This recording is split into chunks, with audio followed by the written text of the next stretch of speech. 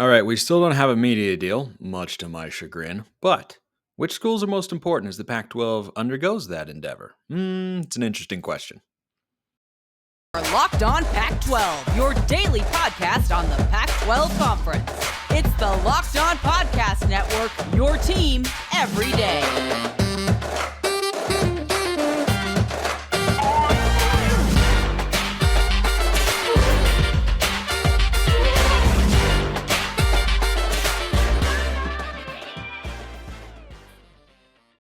Welcome, everybody, to another episode of Locked On Pac-12. I'm your host, Spencer McLaughlin. Thank you so much for making this your first listen or your first view of the day. Part of the Locked On Podcast Network, your number one source to stay up to date with our beloved Conference of Champions. Like, comment, subscribe, please, and thank you wherever you listen to or watch this show, which today is a little bit of a continuation from my third segment from yesterday, because a question came in via the mailbag.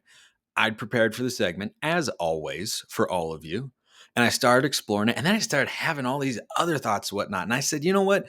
Let's just flush these out on tomorrow's show. Welcome, everybody, to tomorrow's show. We're going to talk some Pac-12 hoops later and where they stand going into the final week of the regular season with the conference tournament right around the corner. But first, this question originated from Edward Wayner via the YouTube comments. You can ask a question there. You can ask one on Twitter at smalls_55 or at LO_Pac12. At Locked On Pac-12, there's a perception that some or many Pac-12 fan bases do not support their teams like other conferences. There's some truth to that. We usually hear that Cal and Stanford are the least engaged. There's some truth to that too. Can you do a show on Pac-12 fan base's passion, attend games or watch on TV, and which programs helps the media deal and which hurt? Thanks. Now, important distinction here as I go through this information that I have compiled for this particular segment. Attendance is far more about how your program is viewed and how your conference is viewed as a result than how valuable your program actually is. I've seen some people before come in with flaming hot takes to the YouTube comment section and say things like no one wants UCLA or no one wants, well, not UCLA, but no one wants X team because nobody goes to their games. That is not at all how this works. These are two separate entities here. There's how valuable you are in terms of the in-game game day experience. And there's how valuable you are and then how competitive you can be on the field. And there's how valuable you are to a television entity. Those are two very different things. So, and they are not, as I'm about to lay out, directly correlated. Now, the most important schools for the Pac-12 going forward into these ongoing media rights deals, which, by the way, I want just as badly, probably more than you. I want to see it already. I'm just so curious. Oregon and Washington are the most important schools for a couple of reasons. Number one, Washington is in probably the second or third biggest media market remaining in the Pac-12. The Bay Area, Seattle, Phoenix, it's probably Bay Area and Seattle got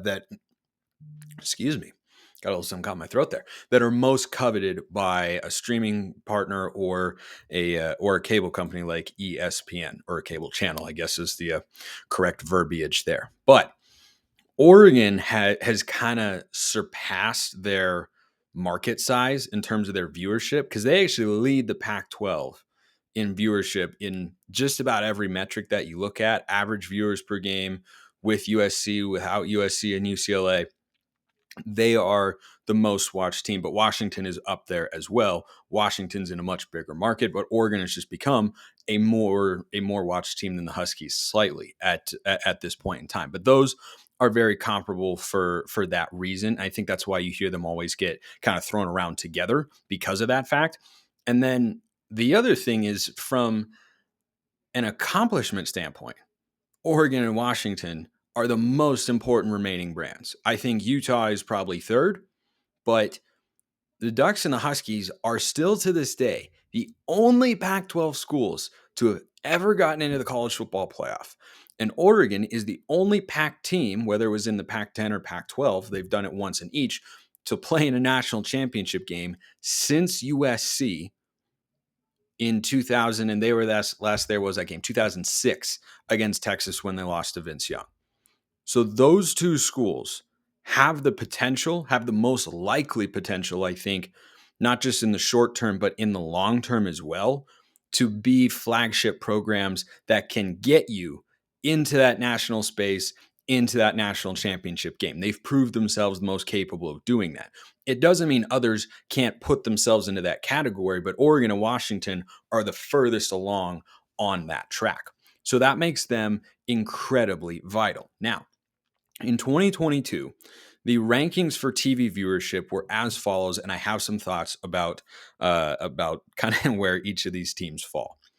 Because the next most important team, based on some other data that I have found, is we'll just get to that. So in 2022, the least viewed team in the Pac-12, average viewers per game, was Arizona State. Surprising to some, myself included. I'm surprised about a lot of things in the Arizona schools, but that's a conversation for another day. Colorado was number 11. Now, that is a function, I believe, of how bad they were. And I think that sounded a little bit too obvious, but what I'm saying is I think Colorado has more untapped potential from a TV viewership standpoint than Arizona State does at this point in time. In 10 years, in 5 years maybe, we could be having a different conversation. But I don't think it's just the addition of Coach Prime. I think it's also the history of Colorado is actually quite strong. In the 90s and early 2000s, they were a high-level program, high-level program. And I think that brand is a little bit, I don't want to say sleeping giant. I think that's too much. But I think they could be the fastest riser up this list going forward for TV viewership. So I think they bring something to the table, certainly more so with Dion at the helm. But they were 11th last year. Arizona was 10th. Again, not that surprising, even as Jed Fish has gotten them going up. Don't have a ton of history there. Decent market, but not amazing. They're competing with ASU, but they outviewed ASU last year. So, hey, good for the Wildcats. I'm sure Arizona fans will like hearing that. And I know there are a couple of you that listen to or watch the show. So there's the Arizona bone thrown of the day. Number 9, Oregon State, which just goes to show you how hard of a job it is to be at Oregon State. And by the way, that number should have been bigger, whatever the actual viewership was. I didn't jot that particular information down. But remember, they played USC on the Pac-12 network. Gosh, that was just so ridiculous. It was such a great game, and it was stashed away on the Pac-12 network. That was a bummer and a half, especially for Oregon State. And this is exactly why. Because they just had an outstanding season. Their best season since 2006. Won a bowl game, beat Oregon, 10-win season. A lot of things went right for the Bees. And they came in 9th in TV viewership and 9th in talent acquisition following it up. Just goes to show you how good of a coach Jonathan Smith really is, because that is not an easy job. Now, the two schools in front of Oregon State on the 2022 TV viewership metrics tell an interesting story about what the future could hold. I will tell you that story after this one. I want things that taste good that are also healthy. That's why I eat Built Bars. End of the story right there. It's really that simple. Built Bars are covered in 100% real chocolate. It is 100% delicious. Their flavors are amazing. They've got a bunch of them. I don't know how Built does it, but they taste like a candy bar while maintaining amazing macros, 130 calories, 4 grams of sugar, whopping 17 grams of protein. You don't need to wait around to get a box. You can go to Built.com as always, or you can go to your local Walmart or Sam's Club, get your next order of Built Bars today. Built Bars, Puffs, they've got everything they need. It's all you need. It's all delicious, and it's all available to you. Okay, the next kind of thing to point out here is Oregon State came in at number 9 in viewership. Stanford and Cal, and I'll run through the whole list here, and then we'll kind of get to each part because I have many takeaways. Stanford came in at number 8, Cal at number 7, Washington State at number 6. Okay, that is wild. Now, one of you was pointing this out in the comments yesterday, a Husky fan actually, being very fair to your in-state rival, which I very much appreciate. You love just a little bit of civility, a little bit of sportsmanship from fans. Never hurt anybody. You can have some bitterness, you can have some, jarring and whatnot, but every now and then a little bit of a wink and a nod, it can go a long way sometimes. Washington State was number 6. The Huskies were number 5. Utah was number 4. UCLA 3, USC 2, and Oregon number 1. The biggest story in that group, the top 2/3 of the conference for TV viewership this past year, is Cal and Stanford, because they are in what is probably the most valuable and expansive media market remaining in the conference right now. Like, even if you assume, which I just hope happens at this point, San Diego State and SMU join, I still think the potential TV viewership for the Bay Area schools has the most untapped potential, because I think them being that low is a function of them being really bad the last few years. I think that's what is represented there. So if you're the Pac-12 and asking yourself, what do we need going forward to succeed as much as we can on the media rights front? Oregon and Washington have to be there. Utah, I think, is moving themselves into that category very quickly from a brand standpoint. But from a TV standpoint, if you're George Kliavkoff, I think you'd like to have Stanford and Cal be better than they are. Now, you'd like every team to be competitive at some level, but if you could further tap into, think about this. The Pac-12 has long had the reputation of being lesser than, weaker, all this sort of stuff. But back when it became the Pac-12, things were feeling pretty good for the conference, right? Like, overall on the football front, the last time the league was as competitive as it was this year was about 9-10 years ago, in that 2012 kind of 14 era. You know who one of the flagship programs was during that time? Yeah, USC was good. They were dealing with some sanction stuff, but they were still at least competitive and relevant. UCLA, kind of, but not as much. Oregon was really good, and Stanford was really good. And I think if George Kliavkoff, if you asked him and he were to give you a straightforward, honest answer, who are the most valuable teams on television for you going forward? He'd say Oregon number 1, Washington number 2. I think the answer is Stanford number 3, and it might be Colorado number 4. I really think those are kind of the teams from when you combine brand power, which can supersede the market, right? Oregon does not exist. I mean, they're not even in the city of Portland. They, of course, get that market very heavily, but Portland's not as big of a market as Seattle. So if you have a run of success over a period of time, your brand can kind of help supersede your market, right? I talked about that in evaluating expansion programs with regards to Boise State, because they're not in a huge market, but they're also the second most viewed team, I think, in the Mountain West the last couple of years because they're Boise State, right? So if you have a program that has enough appeal beyond just the region and market where they are, which can, limit their upside for sure, you can outperform your market. And I think Oregon certainly does that.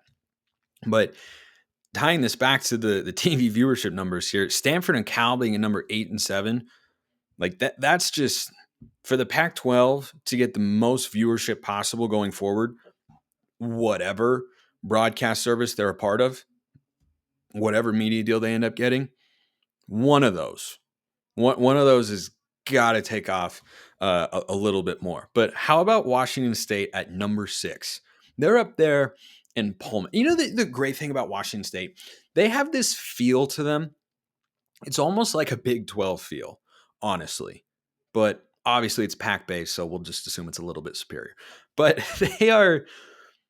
they have this underdog kind of fight to them, just as a football program as a whole.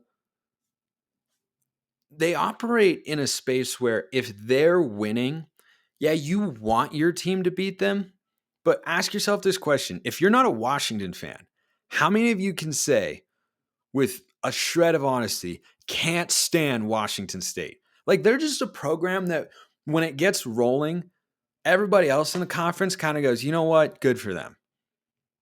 That's kind of where they're at. And they're capable. We've seen them capable of getting into that upper echelon. Now, sustaining it has not been something they're able to do, and I think is just kind of one of the limitations of their program as a whole. But Washington State being there at number 6 is really interesting. And I'll make that even more interesting here after I kind of run through the top 5. So Washington at number 5, kind of surprised it was that low, but also kind of not, because they played too many late night games.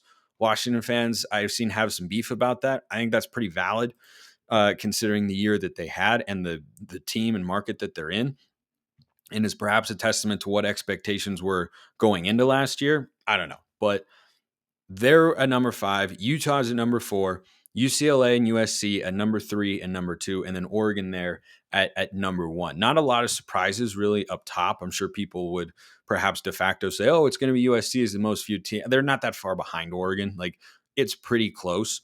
And then UCLA and Utah are like a solid kind of step below or so. But again, that Washington State thing is interesting. So here's some other data to kind of add context here. And actually, before I get to that, the other part of Edward's question here was about attendance.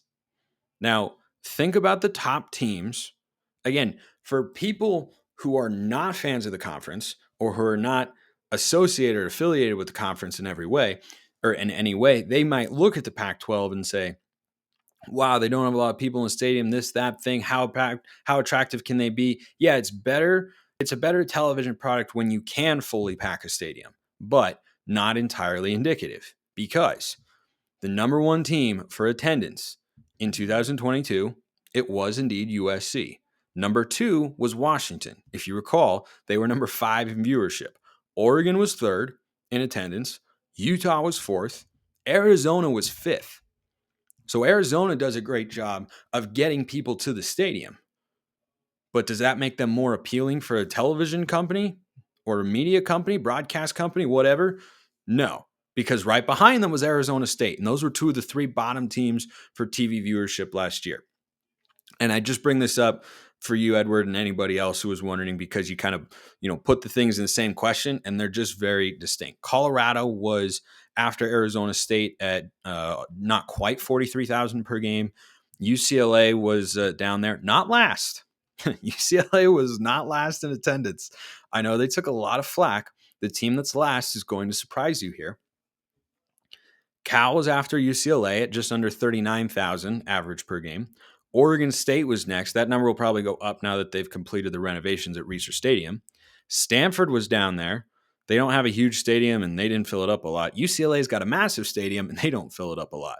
If UCLA had a 35,000-seat stadium like Snapdragon was just built for San Diego State, if they had that, they would be, on average, selling that place out or coming very close to doing so. And perception would be closer to reality. But they have the Rose Bowl, and West Coast schools, unfortunately, the passion for football is just not there the way it is in the Big Ten and the SEC, where they can sell 100,000 seat stadiums. I wish it was. I hope one day it can become that. But it hasn't changed in my lifetime, and I'm not optimistic it's going to start now. Stanford at just under 30K. And who does that leave? Last in attendance in 2022 was Washington State, because they don't have a huge stadium, and there's also not that many people up there. But the Cougars are such an interesting case study because they dramatically outperform expectations from a television standpoint. Now, this is data I did not compile. I got this from someone else who I trust, and this was from 2012 to 2021, the televised football numbers. Now, this is a very specific way of looking at it, but I think it's an interesting way to do so.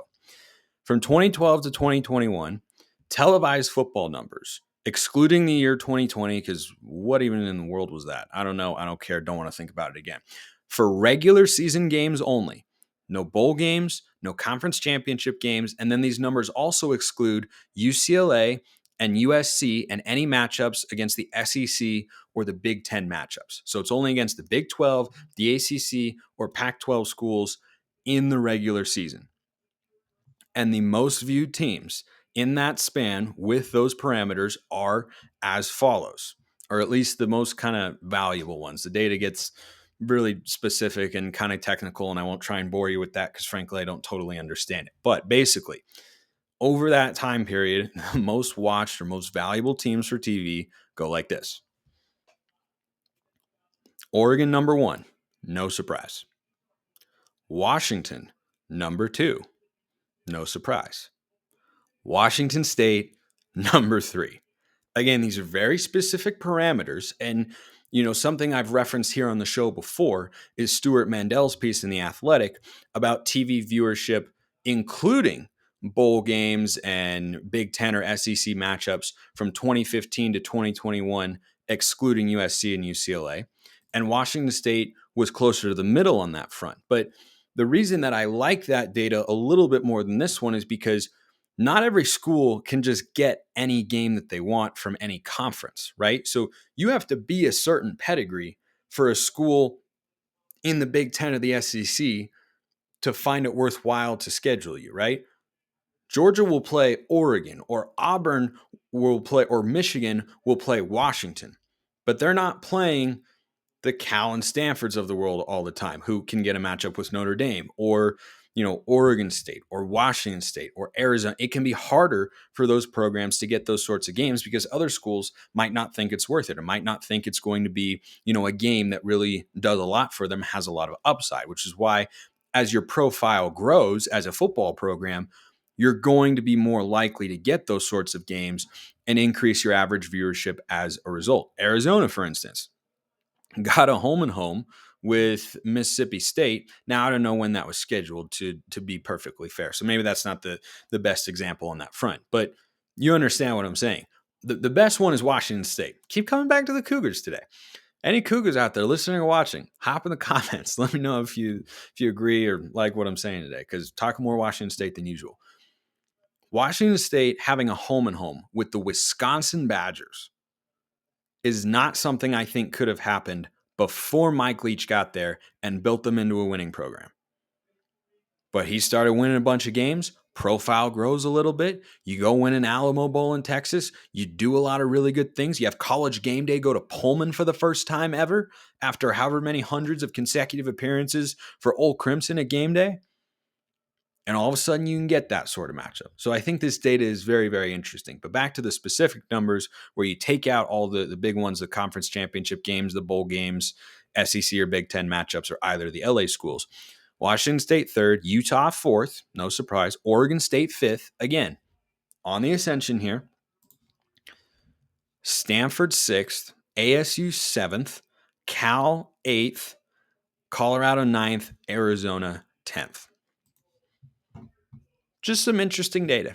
Just kind of the valuation of what teams can draw in the regular season with the matchups the Pac-12 is going to predominantly have going forward. That's kind of a good layout of where the schools are. Now, the skewedness of that data, I don't think Washington State, is really the 3rd most valuable team to a TV network executive. But I do think with this number of points that I've outlined on today's show, they're more valuable than you think. So, Edward, I loved that question. Loved going into that sort of stuff. If you've got any more, let me know below. You might have a Pac-12 basketball question. Here's where the conference stands. USC looks like they're going to get in, barring a collapse here in the last week in the Pac-12 tournament next week. Like if they go, I think 1-1 this week and win one Pac-12 tournament game, I think USC is automatic to get in. UCLA and Arizona, probably each going to be no lower than a 3 seed. I think UCLA's pushing for a 1, but they're probably, I would guess, going to end up as a 2. That's what I saw in the latest bracketology, but I think that's kind of where UCLA fits into, because they are coming out of the Pac-12, which is unfortunately really bad at basketball. So the league is looking pretty good to get 3 teams into the big dance. The question is whether they could get 4. Arizona State, I think the absolute maximum is 5. Here's how that would happen. Arizona State makes a run but doesn't win the Pac-12 tournament, but picks up another quality win. That Arizona game on the half-court heave was absolutely massive. And then if they can win a couple games, they could build an at-large, I think.